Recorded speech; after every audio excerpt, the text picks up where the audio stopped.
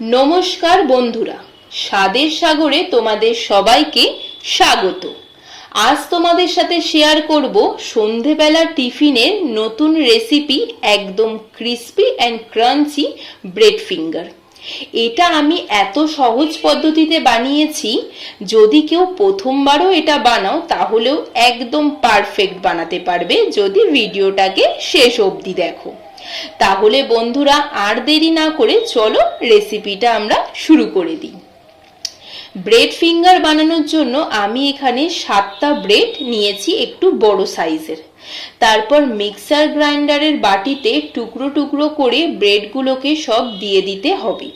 দেখো এখানে আমি সব ব্রেডগুলোকে টুকরো করা হয়ে গেছে। এবার এটাকে আমরা গুঁড়ো করে নেব। গুঁড়ো হয়ে গিয়ে একদম ঝরঝরে হয়ে গেছে।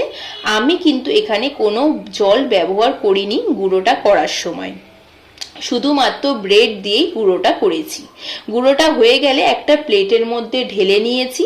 তারপর প্রেসার কুকারে পরিমাণ মতো জল দিয়ে অল্প পরিমাণ নুন আর আলুগুলোকে দিয়ে কুকারের ঢাকনা বন্ধ করে গ্যাসের মধ্যে সেদ্ধ করতে বসিয়ে দেবো।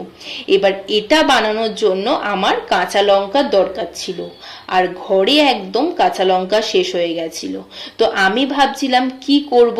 এবার ঠিক তখনই আমার শাশুড়ি মা বলে উঠল যে বাড়ির বাগানে কাঁচা লঙ্কার গাছ বসিয়েছিল, তো সেখানে মনে হয় কিছু কাঁচা লঙ্কা হয়েছে, চলো সেগুলোকেই তুলে আনি। তাই ভাবলাম এই ছোট্ট ভিডিওটা তোমাদের সাথেও শেয়ার করি। লঙ্কাগুলো কিন্তু দেখতে একটু ছোট ছোট হলেও কিন্তু ঝাল আর গন্ধ কিন্তু খুবই তীক্ষ্ণ। তো এবারে একটু ছোট ছোট হয়েছে লঙ্কাগুলো, কিন্তু আগের বারের লঙ্কাগুলো কিন্তু বেশ বড় বড় হয়েছে। কিন্তু ঝাল কিন্তু কোনোটাতেই কম হয় না। সেই একটা ডায়লগ আছে না, ছোটা প্যাকেট বাড়া ধামাকা, এই লঙ্কাগুলো হচ্ছে ঠিক সেরকমই। দেখতে ছোট হলেও কিন্তু ঝাল ছিল প্রচুর। তো লঙ্কাগুলো তুলে এসেই দেখি আমার আলুগুলো সেদ্ধ হয়ে গেছে। তারপর থালার মধ্যে আলুগুলোকে খোসা ছাড়িয়ে নিলাম। খোসা ছাড়ানো আলুগুলোকে আমি হাত দিয়ে ভালো করে পিষে নেব, যাতে আলুগুলোর মধ্যে কোনো গোটা গোটা না থাকে। আলুর সাথে সাথে আর যে আইটেমগুলো লাগবে আমাদের সেগুলো হলো পেঁয়াজ, কাঁচা লঙ্কা, ধনেপাতা, গাজর, প্রত্যেকটাকে আমি টুকরো করে কেটে নিয়েছি। গাজরটা কিন্তু আমি ঘষে নিয়েছি, টুকরো করলে যদি গোটা থেকে যায় সেই জন্য। তারপর একটা চিজ গ্রেট করে নিয়েছি। এরপর সেদ্ধ করা আলুর মধ্যে কেটে রাখা সব আইটেমগুলোকে এক এক করে দিয়ে দেব। তারপর গ্রেট করে রাখা ব্রেডের গুঁড়ো দিয়ে দেবো, আর কিছুটা রেখে দেবো ফিঙ্গারের কোটিং এর জন্য। তারপর চিজ দিয়ে দেবো, তার সাথে সাথে 1 চামচ রসুন বাটা দেবো, 2 চামচ আদা বাটা দেবো, অল্প পরিমাণ চাট মশলা দেবো, অল্প পরিমাণ জিরে গুঁড়ো দেবো, পরিমাণ মতো নুন দিয়ে সবকিছুকে ভালো করে মিশিয়ে মেখে নেব। তারপর অল্প পরিমাণ কাশ্মীরি লঙ্কা গুঁড়ো দেবো, যেটা আমি প্রথমে কিন্তু দিতে ভুলে গেছিলাম। তাই সেটাকে দিয়ে ভালো করে মিশিয়ে মেখে নেব। আমি কিন্তু এখানে কোনো রকম জল ব্যবহার করব না, যাতে মাখাটা পাতলা না হয়ে যায়। তারপর দেখো মাখাটা আমাদের রেডি হয়ে গেছে। এবার একটা বাটিতে 3 চামচ ময়দা, 2 চামচ কর্নফ্লাওয়ার, অল্প পরিমাণ নুন আর জল দিয়ে পাতলা পাতলা করে গুলে নেব।